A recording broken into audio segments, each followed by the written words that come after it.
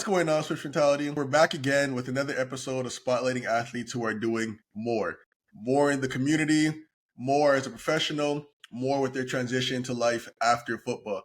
Today I'm really excited because we got my boy, Chris Kolarevic, who is someone who's positioned himself nicely outside of football, and I wanted to bring him on to discuss that transition. So, Chris, former teammate of mine, former CFL player. I know you had some time in the NFL as well. Played at Nebraska. There's a lot of things I can name, but this might get extended to about 40, 50 minutes if I do that. So I'll just welcome you in, Chris. What's going on, my man? What's going on? Hey, I'm happy to be on here with one of the best receivers in the entire country of Canada, Chris Love, bro. Oshikusi. Yeah, I spent about 4 months in the CFL. I sat next to this dude in every team meeting. Really, really smart human. Got a lot of things going for him, and I really like the podcast, so I decided to come on. No, that's love, bro. You know what? Before we even start, I'm gonna tell a quick story about this dude right here. We sat beside each other every day in team meetings, and I remember he was new, and he was like, you're trying to get accustomed to stuff, and I was like, yo, bro, here, grab this pen, just like take a few notes, because just in case they look over, you might not. He goes, all right, bro, appreciate it. And we didn't really speak much in between, like the next couple of days, and then that same weekend, we were traveling over. We had a game. I somehow forgot my phone in my house.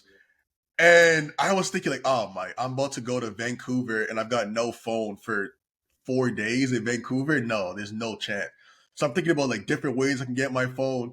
And I messaged Chris again. I just met this guy, and I was like, bro, if you're home and you're not doing nothing, you got a car, like, can you go into my apartment? Here's the code. Grab my phone, drive it all the way down to Pearson Airport, and I'll pick it up for you. I'll meet you there. And by the way, you got to do this in less than an hour. You got me? And without even hesitating, he's like, yeah, bro. He's like, yeah, bro, I got you. Gosh. And that's when I knew. I was like, yeah, this guy, I'm going to mess with this guy for a long time, bro. Yeah. So I'll never forget that, bro. That's love for real, bro. Yeah. Because I want to talk to you a little bit about your football career, because I know you entered the transfer portal, you ended up at Nebraska, but I think a lot of times there's a lot of unknowns about the transfer portal and what that looks like. So maybe dive into how you actually got to Nebraska, what that path was like. Yeah, I could really talk about it for a while, but I'll give the brief version. Like you said, there was a lot of unknown, and especially for me, the unknown was I went in the portal probably in the first 6 months the portal existed. So I didn't really know it wasn't a thing growing up. It wasn't a thing. Nobody knew about it. I went to a smaller high school in Michigan and really decided my junior year I wanted to go play college football. So I started hitting the gym a ton, like going to all these camps, testing well. I got a lot of preferred walk-ons at a lot of big schools, and then I got a lot of smaller offers at smaller schools. So I took one of the full ride offers I had because I didn't want to pay for school at a school that really believed in me, told me I could come in and play right away. So I went into UNI, played really well. I was All-American, All-Conference, played really well. Decided to go in the portal. It was really my plan to go in the portal. So I went there thinking, okay, I think I can play somewhere bigger. Like first day I got there, not even first day before I got there. I'm like, I think I could play somewhere bigger. I'm going to try and graduate in 3 years. So I did that. I graduated in 3 years. I'm going to graduate because at the time you had to graduate to transfer. It was before the whole you get a transfer without graduating, before the portal, before all that. So I had a plan. Like I was going to go graduate in 3 years, and I was going to go transfer to a bigger school because I always wanted to play at a bigger school. So I graduated in 3 years, and by the time I graduated, there was the portal. So I hit the portal, and I went in there and ended up going to Nebraska. Spent 2 years there. We were terrible. Our coach got fired. It was a whole thing. It was a whole national story about how bad we were. And then I ended up getting done there, finished my MBA while I was there, and had 2 camps with the NFL, went to the Saints, went to the Bears, and then I ended up in the Hamilton, playing for the Hamilton Tiger Cats for about 4 or 5 months. So you said a lot of good things there. I want to unpack a little bit. The first thing I want to talk about is you leveraging your football career to get you into Nebraska. Did anyone talk to you about that before, or just something you knew you had to get done? It was things that I had talked to other people about. It was really me seeing other people that had done it, and I was like, why can't Right. I do that? For example, I know Russell Wilson grad transferred. I know a good amount of people that have grad transferred, even back before the portal was a thing. And I said, why can't I do that? And then I would go to these camps and I'd see the guys that were getting offers at these big schools, and I would go against them. And it's like, these guys are no better than me. Like, I just need to play and I need to get more film against better players because I'm playing against these horrible players right now because I'm in small town Michigan. So I need to get better film against better players. And once I did that, I was pretty sure I could move up because I Right. could see where the talent was from camps and watching on TV where these guys were at. And I just thought, why can't I do that? And it was really conceived for me. And then I had a team behind me that believed in me. I had my family my dad, my mom, my brother believed in me. They said, hell yeah, go do that. They said, we're behind you. We'll come to your games. We'll support you. And I had friends and people around me who believed in me, coaches who believed in me. And that was how it came out. Yeah. No, and it sounds like you were big on delayed gratification, right? Like you knew that you could play at that level, but what you needed was the stage to prove it. And sometimes a lot of athletes are like, man, I'm not going to this school if I'm not going to get this Y and Z. I'm not going to get this kind of publicity. But sometimes, whether with football or whether with a job that you're a first job that you're taking an internship, sometimes you just need the platform. You got the formula, but you just need the platform to be able to put that formula into existence. So no, I think sometimes people kind of overlook the importance of that. And then when you got to Nebraska, you're still, of course, you're balling on the field, but you're also taking your academics seriously, right? You were a Nebraska scholar, you're an academic all Big Ten. How are you able to manage those two things, and what made education so important to you? Honestly, the education part of it in Nebraska was not as hard. It was all online. It was very easy. Right.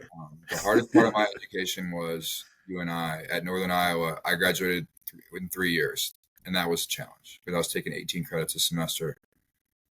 That was a big challenge. And I had a really, really high GPA too because because I knew I wanted to go to grad school. So I knew to get into a Right. good grad school and get into the grad school that I wanted, I had to get a high GPA and then pass the GMAT. So then I was studying a lot, doing a lot of those type of things, and graduating in 3 years. So the hard part of my school was really UNI. And then I got to Nebraska, and it's hard to get into that master's degree program, that MBA program, but it wasn't very hard once you got in because it was all online. Okay. So that part of it Okay. wasn't too bad. So the as far as the education being important to me, that was always a thing growing up. And as I got older, I started to kind of realize, how it is with school, especially business school. Like, you're not actually learning a ton from like the business school. Like, you're not actually getting a lot out of it, to be honest. But the fact that it got me the opportunities that I have now and that I've gotten in the past is a lot due to school.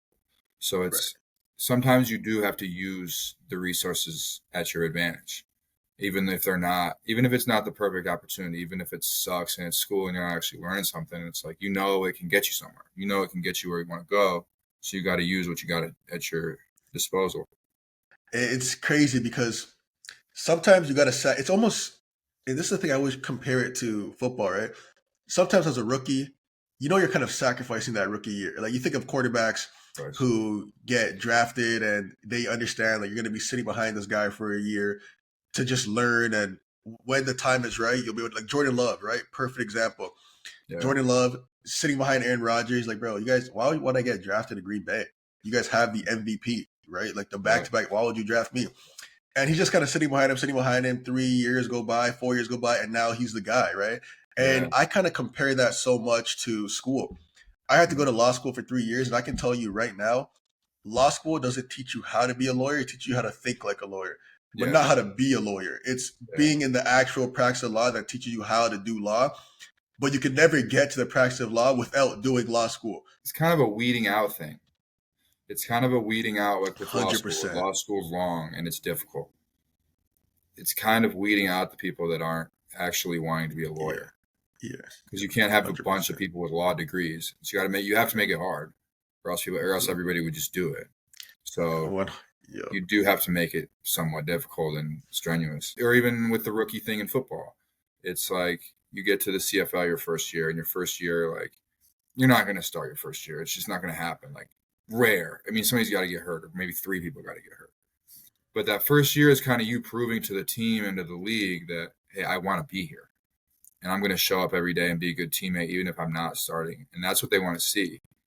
And that's pretty consistent in like most industries, most jobs, where you have to show up for a good, whatever it is, 6 months, year, and prove that you want to be there. Because I think a lot of industries, like CFL, for example, I think a lot of guys go up there with the mentality like, oh, I'm better than the CFL. I don't want to be up here. I'm going to be out of here, and like, if I'm going to play a few games and get out of here, like, I shouldn't be here.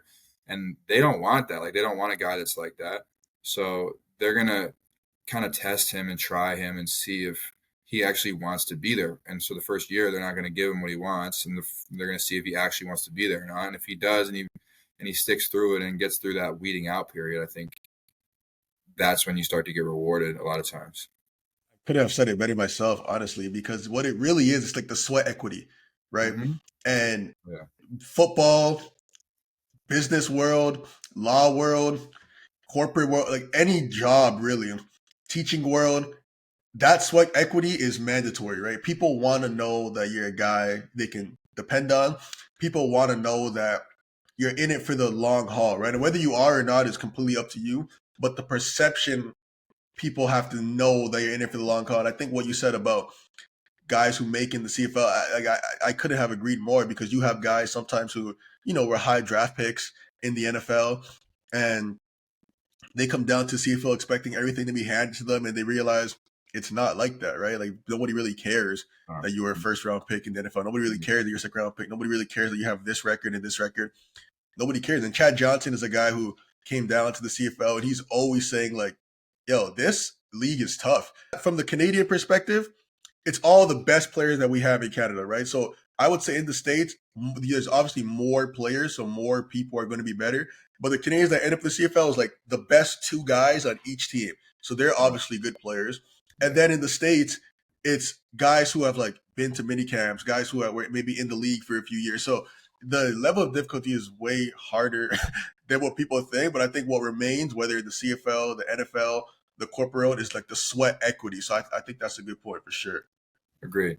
So you spent some time in the NFL, spent some time in the CFL. Like, you've lived that dream of playing professionally. When did you know it was the right moment to retire? Because I saw a few months ago you decided to retire. Like, was there something that clicked in season? Was there something that clicked out of season? Like, what made you know that you were making the right decision? During the season in Hamilton, I didn't think about it. I was locked in. I don't like to do that. I don't like to, because I do think it shows in your play when you're doing that. I think my mentality was always just head down. I'm gonna be the best CFL player in the country. That was literally my mentality. Like, I was not thinking any sort of retirement. But then the season got done, and I started to reevaluate. And I knew I had this MBA, and I know a lot of people in Nebraska, Iowa, Michigan. I know a good amount of people. So I started reaching out to people to see what was out there. And I got connected to a few people, and one of them was this commercial real estate company in Omaha, and it just worked out. I had met them. I met the main guy and all his team, and the first day I met him, we had about a 3 to 4 hour conversation on like a Friday. I went to his office at 4 p.m. on a Friday, and I was there till like 7, 8 o'clock at night, just talking. And it was after that when I should preface, my family does commercial real estate. So my dad does it, my uncle does it. They've got their own properties, their own business going. They do that in Michigan. So I already had a notion of what the industry is, and that I probably wanted to get into it at some point when I was done playing. And after talking to this company and his team, it just seemed like the right thing to do for me. So it was not so much that I was saying, I'm done with football, I'm going to go find something. It was like, I'm going to go see what else is out there, see if I can find something that maybe suits me better and is going to put me in a better position. And if I can do that, then I'll be done with football. Did the fact that you were a football player, did that have any bearing on you being selected? I think it gets you in the door. I think football did a couple things for me. I'll say number one is it gave me some connections and it got me in the door because I know a lot of people now. I played on TV, knew a lot of people in the area, especially the Midwest. Like I know a lot of people in the Midwest, Nebraska, Iowa, Michigan. I trained in Denver a lot. So I know this whole middle of the USA. I know a Right. lot of people. So my name carries a little weight. And so I just reached out to people and they kind of got me in the door. And then I was going to say the second thing that it did was like it gave me a lot of confidence and a lot of ability to know and be sure of myself in these situations where I think that helped me get opportunities.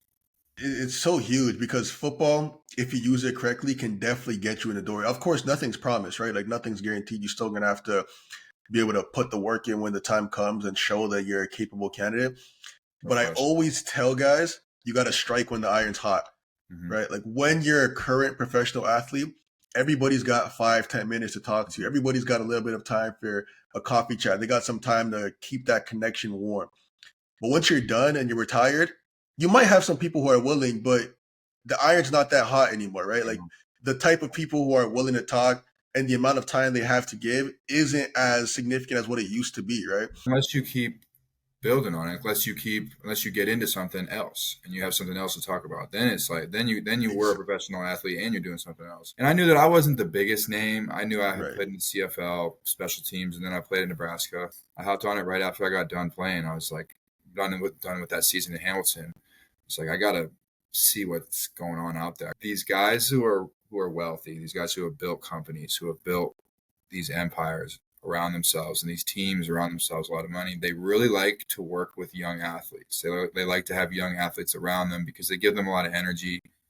As a young athlete, like getting done with football, a lot of what you have to offer is the fact that you have a ton of energy and you can just bring that to the work every day and learn fast.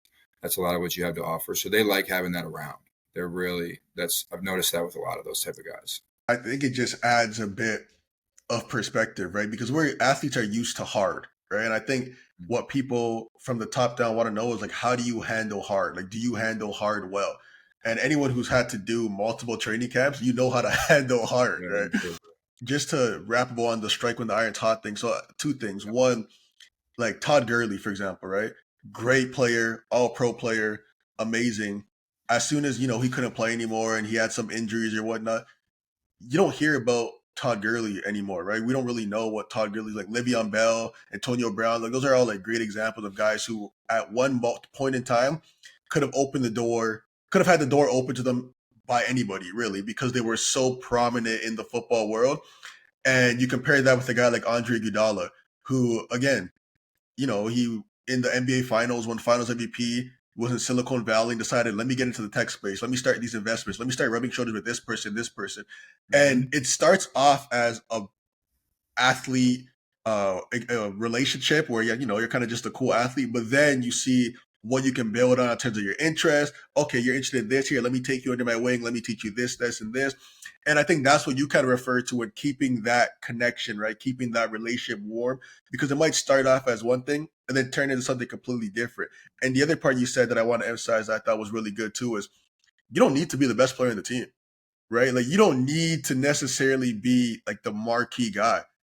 If you're on the team, there's transferable skills that you're learning throughout that process that they know that you're learning that they want on their team, right? It is too is the ability to sell yourself. Kind of like Yeah. a sales pitch. You got to know how to sell it. Like it's yeah. So it is kind of a yes. It doesn't really matter It, how good and you are. it's just branding 101. Like it's like how are you selling yourself? You know what I mean? And I think you hit it on the head Yeah. perfectly. And I guess that goes in to the next question. If you were, a retired professional athlete was maybe trying to figure out, or someone who was on their way to making that transition into the back of their head in the next couple of years, they're going to retire. What advice would you give to them in going through that transition? I would figure out what people you know and talk to them. I would figure out the people who have had the most success in their lives and try to get a conversation with them. If they say no, then you're right where you started before you asked them. Um, Reach out to people. Don't be afraid to reach out. Reach out to people that you've come across who you had some sort of connection with, who could maybe just give you some advice or give you a phone number, and then maybe that leads to another phone number, and that leads to another phone number, and you just kind of get a network. You start to meet people, and you start to, maybe somebody's got an opportunity for you. I've found that being in a situation where somebody actually wants you to be there is much better than being in a situation where it's a big company or a big industry or whatever, where you're just a cog in the machine. You're just kind of there, even if you're getting paid more. Like if you're just showing up and doing your job and just there, and you don't know the leadership, you're not tight with them, you don't know them at all. I've found that when you're in a situation where somebody knows you and they have a vested interest in you succeeding, and they have a relationship with you, and they want to teach you the business, teach you what they're doing, bring you in on it, and spend some time with you even outside of work, that type of situation is a million times more valuable than you just showing up and doing a job. Literally one relationship could change your life, and it's figuring out the best one that can change your life the most. It could be very small. It could be an internship. Then you show up to an internship and you kill it at this internship for 4 months or whatever, and then they bring you on, or they give you somebody else's number because you killed it. It could be the smallest things, but it's like the relationship part of it, the connection and network part of it is much more important. It's more important than even what you're doing. Like what you're doing specifically doesn't matter. Like people are always trying to figure out, like, oh, I don't know if I should do real estate, or I should do sales, or I should do insurance, or I should do whatever. It's like, what should I do? It's like, it's more about who you're doing it with, to me. And that's where I think you get catapulted, when it's with the right people. And I think a large emphasis is simply like the relationship. One relationship can change your life. It's huge because it genuinely really can, right? And I think sometimes, especially in this modern world where, people are more interested into like the microwave success, they don't really understand that it's a process sometimes, and it takes some time. And not everything is like, we talked a little bit about this offline, but like quick clicks or quick results. Sometimes that one relationship, and you planted that seed 2 years ago, you won't see the results until 5 years down the line, right? But I think going into that conversation, it's not what can this person give to me. It's let me just be very open, and being a sponge, and let's see where that can take us 5 years from now. Right there, you're spitting right now. My man. You're right. It's not going in and asking right away, hey, can I have a job? It's asking for advice. These relationships, they compound. That's what I found is right. You don't just reach out and cold call someone and have them give you a job. Like that's just not how it really works. You have to have known somebody and had some sort of connection with them. And the longer that relationship has lasted, the longer you have been in each other's lives in some capacity, the more that person trusts you, and the more they see your character and who you are, and the more willing they are to say, hey, I can help you out. So I think the longevity of those relationships matters a lot. If you're just meeting somebody and you've met them a couple times, you do an interview, like you can fake an interview really well. Like there's a lot of people that can fake an interview, but you can't fake reputation. You can't fake years of knowing somebody personally. You can't fake that. So those relationships, to me, and those long-term relationships with people, I've always tried to deal long-term relationships, and that's always had the most fruitful results for me. Your favorite play you've ever made? I intercepted Iowa on their game-winning drive. We were up a touchdown. They were trying to go score. Last play of my college career, I got a pick to seal the game. It was a walk-off pick in the last 30 seconds. You can't write it any better. That's how you get in the papers. What's the best advice you ever got? The best advice I ever got: don't take advice. What's the worst advice you ever got? Any of it.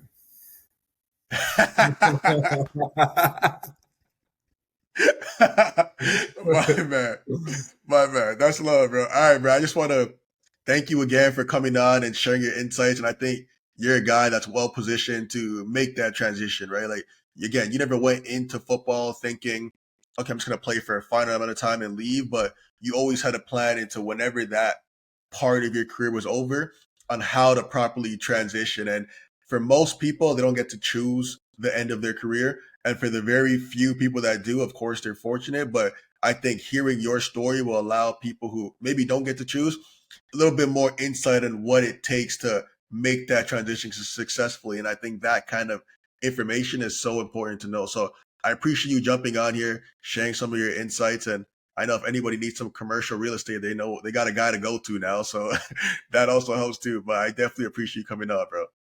Appreciate you. Appreciate you. This was fun. This was fun. Keep doing your thing. Keep spreading the word. Keep trying to help out whoever you can, because this is football ends one day for everybody. I appreciate that. I appreciate that.